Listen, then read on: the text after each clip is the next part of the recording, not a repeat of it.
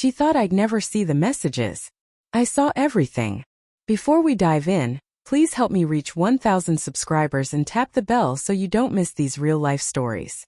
The morning started ordinary, quiet, predictable, nothing unusual. Then my phone buzzed. A message from Emily, having coffee with a friend. Innocent enough, or so it seemed. Coffee wasn't unusual.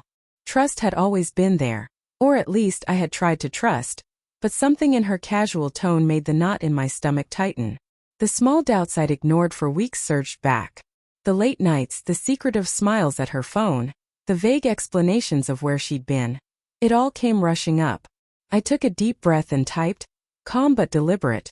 Come control. Ask him how his wife liked the photos I sent. Immediate. No reply, just the slow, hesitant typing bubble. She was trying to play it off, craft a harmless joke, maintain the illusion. But I wasn't playing along anymore. When her reply finally came, it was stiff, too polite, too defensive.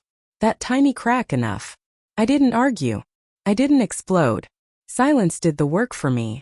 Sometimes confrontation doesn't need volume. Sometimes truth echoes loudest in quiet. The rest of the morning dragged like a storm behind closed windows.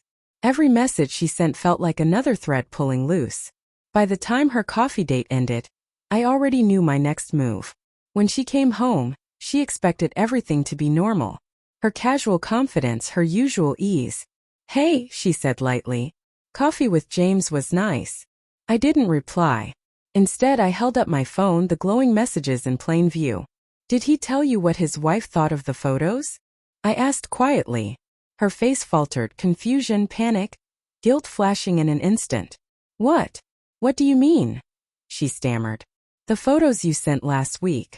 You asked him, didn't you? I stepped closer, voice steady. Her eyes widened. She tried to speak, but no words came. That silence said it all. You really thought I wouldn't see it? I murmured. That I wouldn't connect the dots? Her hands trembled. Fear, realization, guilt, all visible for the first time. She had assumed my patience was endless, that I'd overlooked the signs.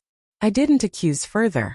The room filled with a weighty silence, one she could no longer hide behind. Finally, she sank onto the couch, covering her face. I didn't think you'd notice, she whispered. Oh, I noticed, I said softly, letting it hang. All of it. And understand this, I won't ignore it again. Her eyes were red, her confidence gone. David, No, I cut in, calm but firm. This isn't about yelling. It's about respect. And you crossed the line. The phone sat on the table, messages still glowing. She stared at them, the evidence undeniable. In that moment, truth settled between us like a wall. Outside, the city hummed, indifferent. Inside, everything shifted. The tension in me eased, not because things were fixed, but because the truth was finally out. Emily would carry this moment, the exposure, the realization that I wasn't blind. For me, that morning became a dividing line. From then on, honesty, clarity, and boundaries would guide my life. No more games. No more evasions.